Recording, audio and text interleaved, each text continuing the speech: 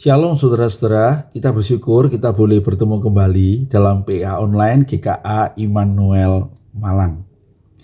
Hari ini kita akan meneruskan PA kita dari Kisah Para Rasul, pasal yang ke-28, ayat 11 sampai ayat yang ke-16.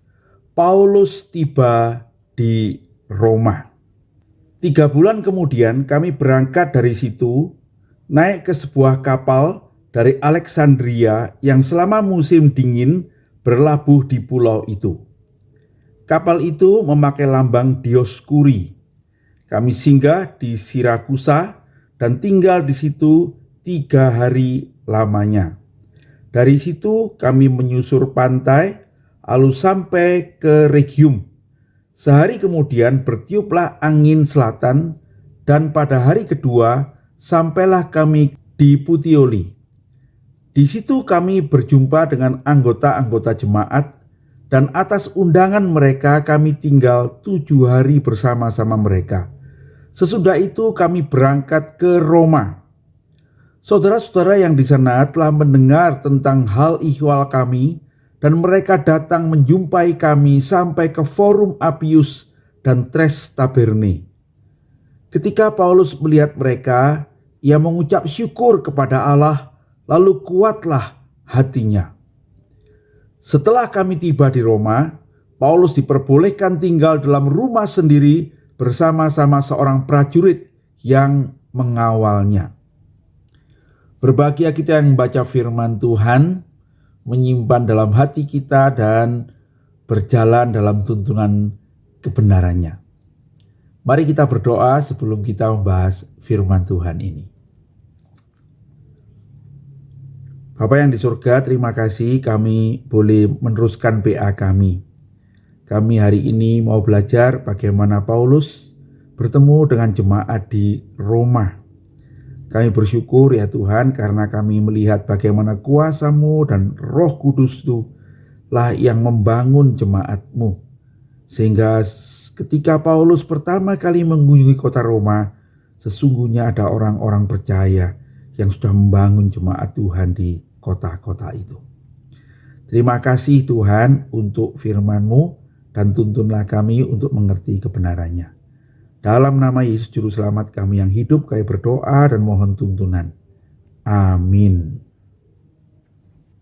Nah saudara-saudara, akhirnya kita sampai pada bagian terakhir dari perjalanan Paulus ke Roma.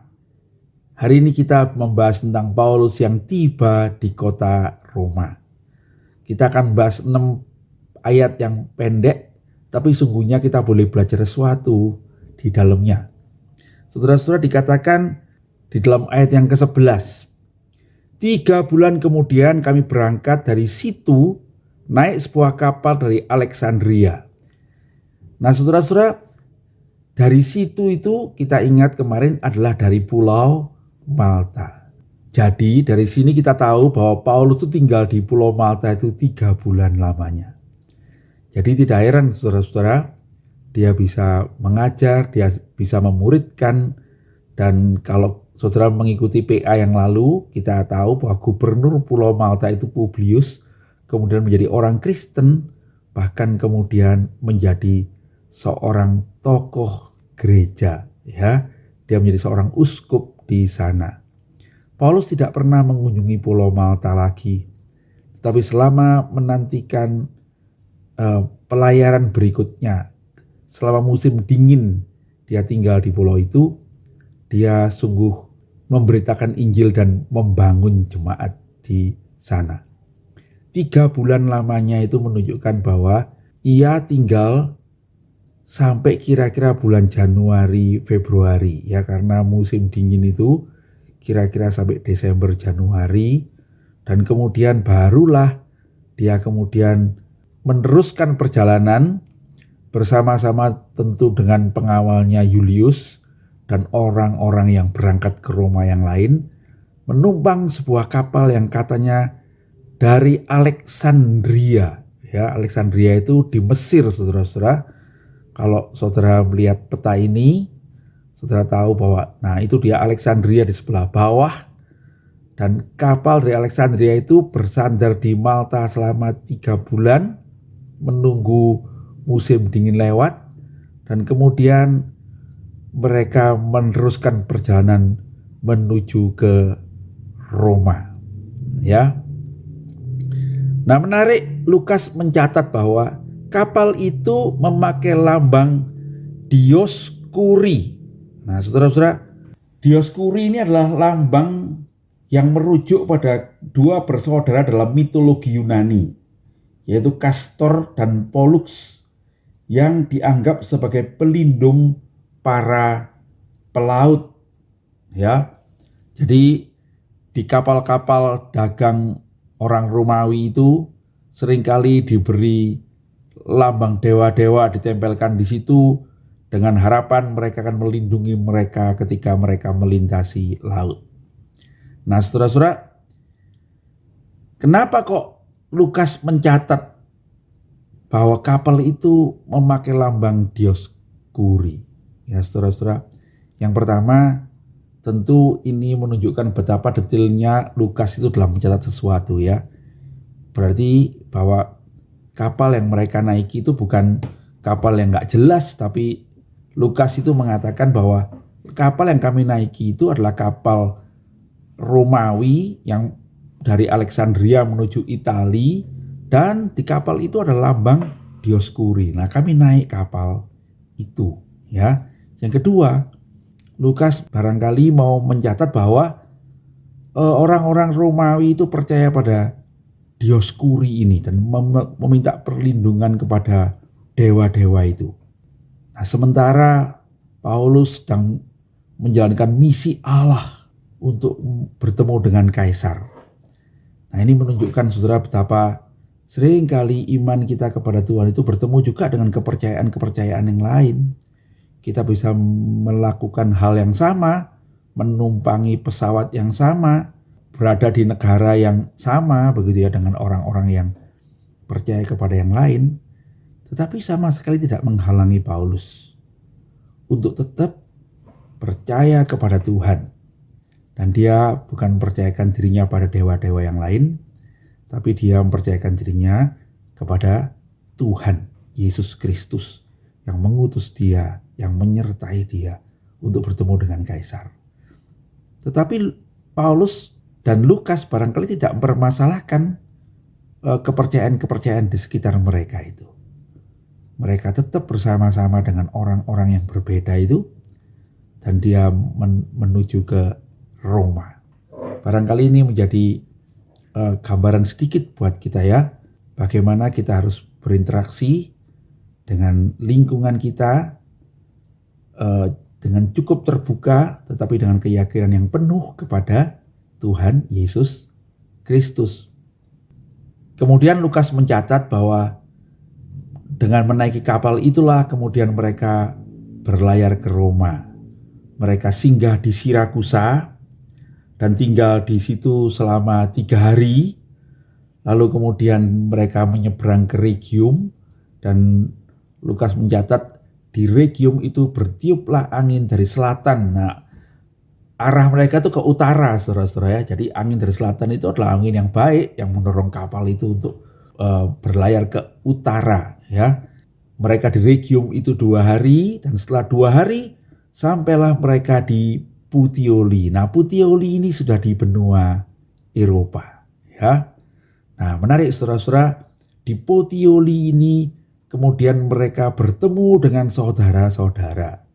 Jadi rupanya di Puteoli sudah ada orang Kristen, ya. Paulus tidak pernah mengunjungi Puteoli, tetapi ada orang-orang Kristen yang mengenal Paulus, ya. Sehingga dikatakan karena permintaan mereka, maka Paulus tinggal di Puteoli 7 hari lamanya, begitu ya. Saya percaya selama 7 hari itu Paulus juga memberitakan Injil. Dan kemudian dari Puteoli mereka kemudian ke Roma. Nah, barangkali ini sudah tidak naik kapal lagi, karena Paulus turun di Puteoli dan bisa tinggal 7 hari dengan teman-teman di sana. Dan setelah 7 hari lamanya barulah dia berangkat ke Roma. Dan di ayat 13 dikatakan begini, saudara-saudara. Saudara-saudara yang di sana, di Roma maksudnya, mendengar tentang kedatangan Paulus ini. Barangkali ketika Paulus 7 hari di Puteoli, ada orang-orang yang sudah memberitahukan kepada teman-teman di Roma. Nah, ini menarik, saudara ya. Berarti di Roma sudah ada orang Kristen, ya. Dan mereka memberitahukan Paulus datang, ya, barangkali mengunjungi kita or something. Tapi yang jelas orang-orang dari Roma itu mendengar kedatangan Paulus. Dan apa yang mereka lakukan? Kemudian mereka itu menjemput Paulus, ya. Dikatakan di ayat yang ke-15 itu, ya. Saudara-saudara di sana datang menjumpai kami sampai ke Forum Appius dan Tres Tabernae. Nah, saudara-saudara, Forum Appius itu jaraknya 70 km dan Tres Tabernae itu jaraknya kira-kira 50 km. Nah, saudara bisa melihat peta ini, ya. Nah, di dua kota itu nampaknya ada orang-orang dari Roma itu yang datang. Yang paling bersemangat nampaknya menjemput Paulus sampai ke Forum Appius, ya. Dan kemudian mereka bersama-sama berjalan lagi dan bertemu dengan teman-teman di Tres Tabernae yang berjalan dari Roma sekitar 50 km, ya. Dan kemudian Lukas mencatat, ketika Paulus melihat mereka, orang-orang Kristen yang menjemputnya itu, dia mengucap syukur pada Allah, lalu kuatlah hatinya. Nah, perhatikan saudara ya. Jadi Paulus itu bersyukur bertemu dengan orang-orang Roma ini, dan itu menguatkan hatinya, ya, memberikan dia semangat, ya. Dan kemudian dia bersama-sama dengan orang-orang yang menyambutnya, kita tidak tahu berapa banyak, mereka kemudian berjalan sampai ke kota Roma. Ya, dan hari ini firman Tuhan diakhiri dengan perkataan, setelah kami tiba di Roma, ini kata Lukas, ya, Paulus itu diperbolehkan tinggal dalam rumah sendiri, dijaga oleh seorang prajurit, dan selama 2 tahun dia tinggal di rumah itu dengan bebas dan memberitakan Injil, ya, sampai akhirnya dia diadili. Nah, saudara-saudara, apa yang menarik yang ingin saya ajak saudara renungkan pada bagian ini? Yang pertama adalah tentang jemaat di Roma, saudara-saudara, ya. Saudara-saudara, jemaat di Roma itu tidak didirikan oleh Paulus, ya. Kalau saudara mengira bahwa kitab Roma itu ditujukan oleh Paulus pada jemaat di Roma yang didirikan oleh Paulus, salah itu, ya. Sebab sesungguhnya kitab Roma itu ditulis oleh Paulus di Korintus, ya. Bukti-bukti sejarah itu menunjukkan ada nama-nama yang disebut adalah orang-orang yang di Korintus. Sehingga banyak penafsir yang setuju bahwa kitab Roma itu ditulis di kota Korintus sekitar tahun 57 sampai 58 Masehi, ketika Paulus tinggal di kota Korintus yang cukup lama, ya. Dan dia menulis surat dari kota itu. Nah, saudara, kita tidak tahu persisnya bagaimana mereka berhubungan, ya. Tapi nampaknya ada orang-orang yang sudah kenal Paulus, entahlah itu dari Antioquia, entahlah dari Yerusalem, entah dari mana, tapi orang-orang itu ke Roma. Nah, kita mesti ingat, ya, pertobatan Paulus itu terjadi pada tahun sekitar 33, begitu, ya. Beberapa saat setelah Pentakosta. Nah, saat itu Paulus memberitakan Injil dan dia bertemu dengan orang-orang Kristen sampai di daerah Makedonia yang dekat dengan Eropa. Dia berapa kali kembali ke Antioquia, dia berapa kali kembali ke Yerusalem. Berarti dia juga bertemu dengan orang-orang yang merayakan ibadah-ibadah di Yerusalem. Dan barangkali dia juga bercerita tentang kesaksian-kesaksiannya. Dan nampaknya, saudara-saudara, orang-orang itulah yang memulai jemaat di Roma, ya. Sehingga ketika Paulus sampai di Roma tahun 60, kira-kira 60-61 Masehi itu sesungguhnya ada orang-orang yang sudah dekat dengan Paulus justru karena Paulus itu pernah membina mereka dari surat Roma itu. Dan betul saudara ya, kalau kita membaca surat Roma, berbeda dengan Korintus, Efesus, Filipi yang nampaknya ada pergumulan jemaat sehingga Paulus menulis surat pada mereka. Surat Roma tidak. Surat Roma itu berbicara tentang pengajaran, ya, tentang pengajaran-pengajaran Kristen kepada jemaat yang baru, tentang bagaimana Yesus Kristus itu adalah Dia yang dinubuatkan Allah. Bagaimana Kristus Yesus itu adalah Dia yang menjadi juru selamat karena kita orang berdosa tidak bisa menyelamatkan diri sendiri. Begitu ya. Di dalam Kristus kemudian kita menerima segala kelimpahan. Di dalam Kristus Tuhan itu menunjukkan rencananya buat semua orang percaya. Lalu ada nasihat-nasihat bagaimana hidup sebagai orang Kristen. Nah, kitab Roma itu begitu, ya. Sebuah pengajaran. Nah, Paulus rupanya mengajar mereka melalui surat-surat itu sebelum dia datang ke Roma. Nah, jadi kalau kita kemudian melihat bagaimana antusiasnya orang-orang Roma itu sampai menjemput Paulus sampai ke Forum Appius itu yang kira-kira 70 km. Zaman itu mereka berjalan kaki, saudara-saudara ya. Kita mengerti bahwa mereka adalah orang-orang yang membaca surat itu, bertumbuh imannya, menjadi pengajar-pengajar barangkali ya. Dan ini seperti mereka menyambut guru mereka yang datang, guru virtual yang mereka hanya tahu dari surat-suratnya. Gitu ya. Menarik saudara-saudara, kalau kita membaca surat Roma itu, sekalipun Paulus bukan pendiri gereja di Roma, nampaknya dia bertemu dengan banyak orang yang ke kota Roma. Ya, itu ada kira-kira 20 lebih nama yang disebut dalam salam Paulus dalam Roma, kitab Roma pasal 16 itu ya. Yang kita kenal nama-namanya barangkali ada Priscilla dan Aquila, lalu ada Maria, lalu ada Trifena dan Trifosa, ya. Kemudian ada Yulia, ya. Barangkali di sini ada banyak orang pakai nama Yulia juga ya. Itu ada dalam salam yang dituliskan oleh Paulus pada lebih dari 20 orang namanya disebut. Bagaimana Paulus bisa mengenal mereka? Saudara-saudara, yang pertama barangkali dari pertemuan-pertemuan terjadi di Yerusalem. Ya, ketika Paulus pulang ke Yerusalem, mereka sedang beribadah ke Yerusalem, orang-orang Yahudi ini bertemu.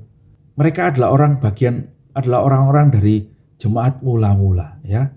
Nah, orang-orang ini barangkali ada pedagang-pedagang yang pulang pergi, orang-orang Yahudi itu merayakan hari raya di Yerusalem ya, yang pulang pergi ke Yerusalem, ke Roma.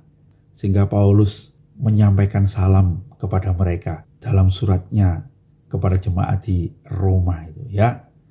Nah, ada penafsir yang lain yang mengatakan barangkali gereja di Roma itu dimulai juga oleh orang-orang yang pertama-tama adalah mereka yang datang pada masa Pentakosta yang pertama ya, ketika turunnya Roh Kudus ada 3.000 orang bertobat itu. Barangkali di antara mereka ada orang-orang Yahudi yang dari Roma.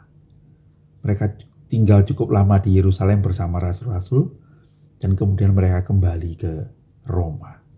Dan baru pertemuan-pertemuan berikutnya mereka bertemu dengan Paulus. Bisa jadi juga orang-orang ini adalah orang-orang yang karena aniaya yang terjadi setelah Stefanus dibunuh itu. Kemudian mereka melarikan diri dan sampai ke kota Roma. Ya, karena Roma itu seperti kota Jakarta ya bagi orang Indonesia hari ini ya. Semua orang menuju ke sana. Sehingga banyak orang Kristen kemudian berkumpul dan kemudian mereka membentuk jemaat. Dan jemaat ini kemudian bersurat kepada Paulus. Kalau kita mengenal Priscilla, Aquila, ini adalah teman seperjalanan Paulus. Dan barangkali melalui orang-orang inilah muncul interaksinya itu ya. Nah, gereja Katolik berpendapat bahwa yang mendirikan jemaat di Roma ini adalah Petrus ya, sehingga Petrus itu dianggap sebagai paus yang pertama gereja Roma Katolik.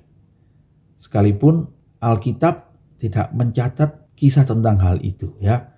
Dan bahkan ketika Paulus menyampaikan salam-salamnya kepada jemaat di Roma tidak disebut nama Petrus. Barangkali juga Petrus sudah mati ya, tahun 58 itu, kita tidak tahu.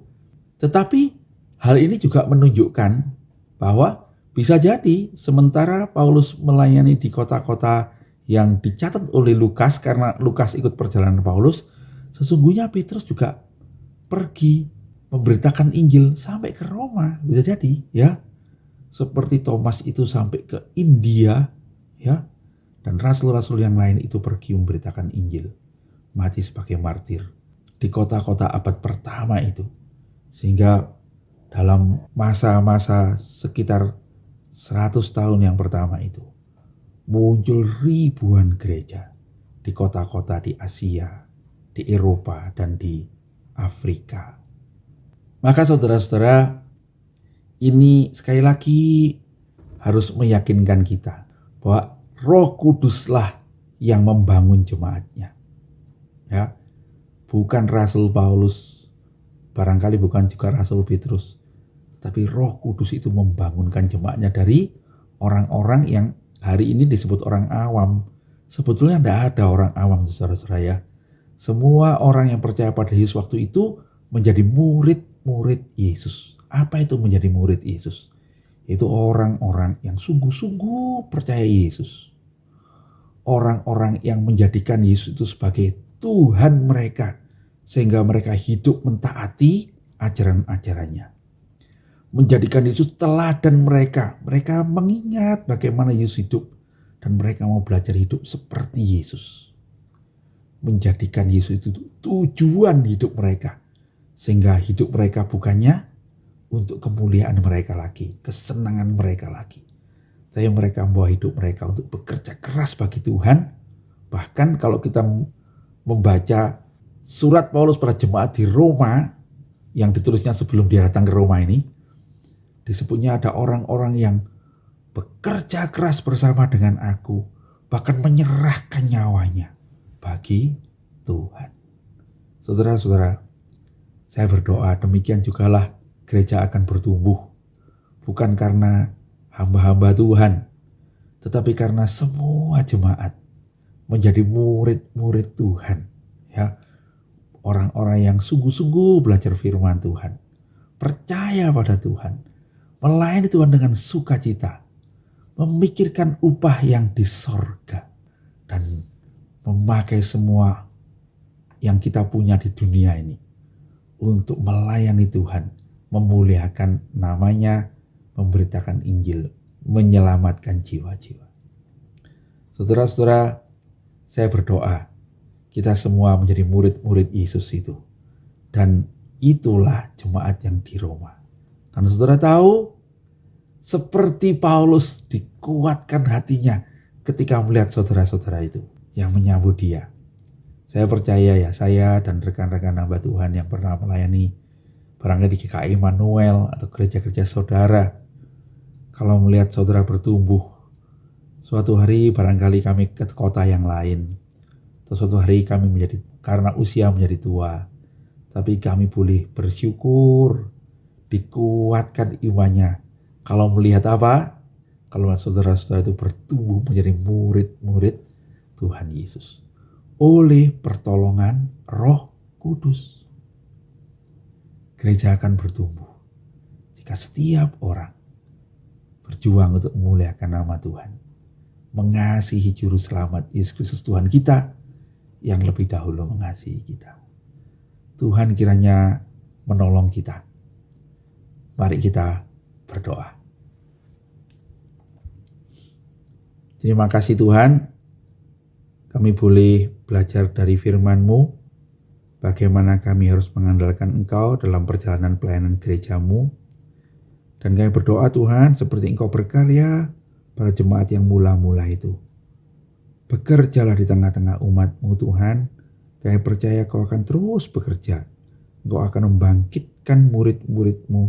Engkau akan menuntun orang-orang percaya supaya di dalam pertolongan Roh Kudus, oleh kuat kuasa Tuhan, oleh tuntunan firman Tuhan, akan membangun gereja-Mu yang menjadi berkat bagi kemuliaan nama Tuhan, menjadi berkat bagi sesama, dan menjadi berkat bagi orang-orang yang melayani juga. Dan kiranya Engkaulah ya Tuhan yang sungguh dipermuliakan di dalamnya. Terima kasih Tuhan, berkati semua saudara-saudara.